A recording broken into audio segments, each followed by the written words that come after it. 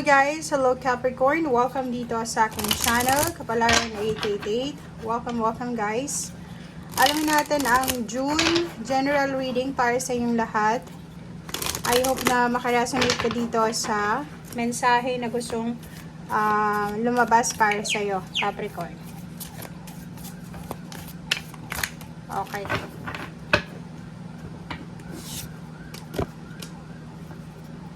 Okay, so meron ka ditong 3 cards, Capricorn. Miracles, Good Luck, and Keeper of Secret. Okay, milagro daw, Good Luck, and Keeper of Secrets. Kung makikita mo dito, sinasabi na ikaw daw, Capricorn, ay tagapagdala ka ng ligaya sa pamilya mo, sa kaibigan mo, sa relationship. Okay? Ikaw ay blessed sa mundo ng positivity, with positivity. So parang mabilis ka lang sigurong umiti, ma-in love, or mabilis ka lang na ma-please. Dito sa buwan ng June 2024, mas lalo kang magiging masaya, mas lalong magiging energetic ka, and mas lalo kang magiging sobrang happy, okay?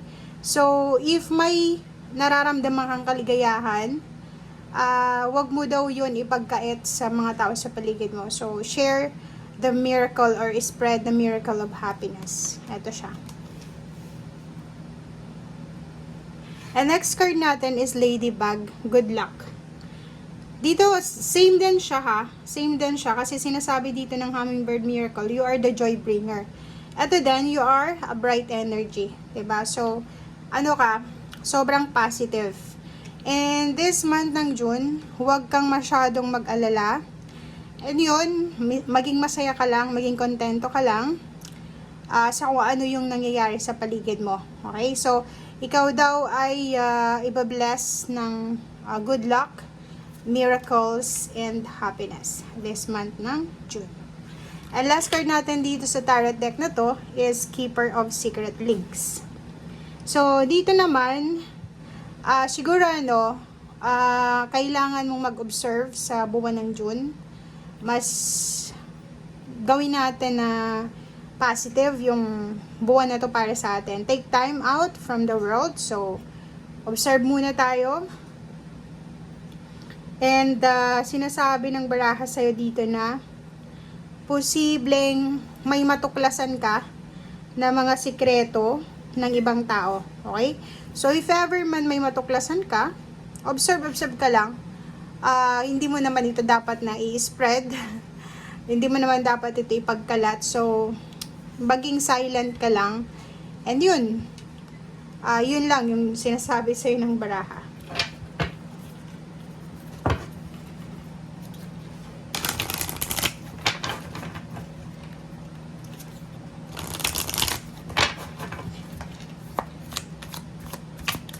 Okay, so ano bang hinahangad mo ngayong June? Ano ba ang sagot sa'yo ng ating tarot?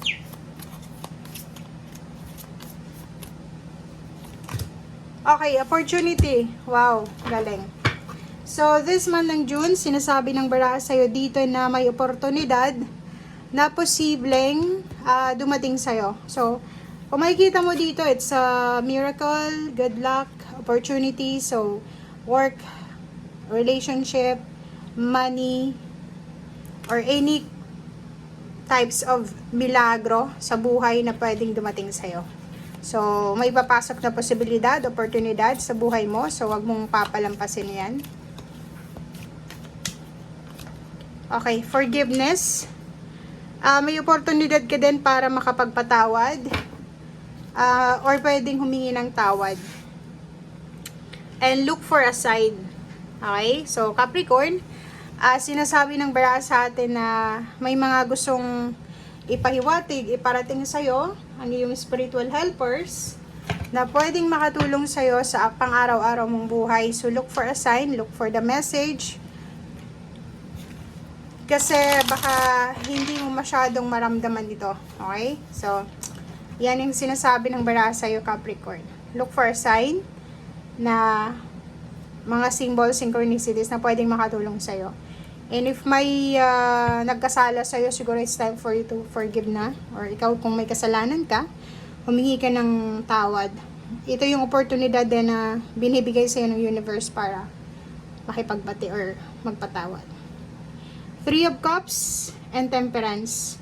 So, nakikita natin dito, ang sabi ng baraha sa'yo, Capricorn, na if gusto mo daw na maging masaya, okay, if gusto mo lang, if gusto mo daw na maging masaya, maging harmonious ang buhay mo, balanse, kailangan mo ng pasensya. Okay? So, iwasan natin ngayong buwan ng June, yung sobrang init ng ulo.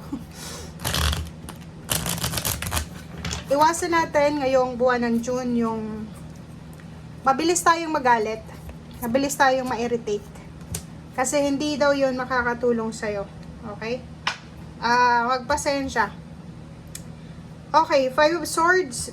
Diba? So, minsan, kailangan mo din isuko yung pride mo. Okay? Minsan, hindi natin kailangan na ipakita na sobrang tapang natin. Okay? And ito din, sinasabi na may mga tao sa paligid mo na posibleng nasaktan ka or nasaktan mo, kailangan nyo na nang tapusin ito. Mga hidwaan ito, galit ito, or kung ano man yan na tampo or hinanakit. Lalo na kung kapamilya mo.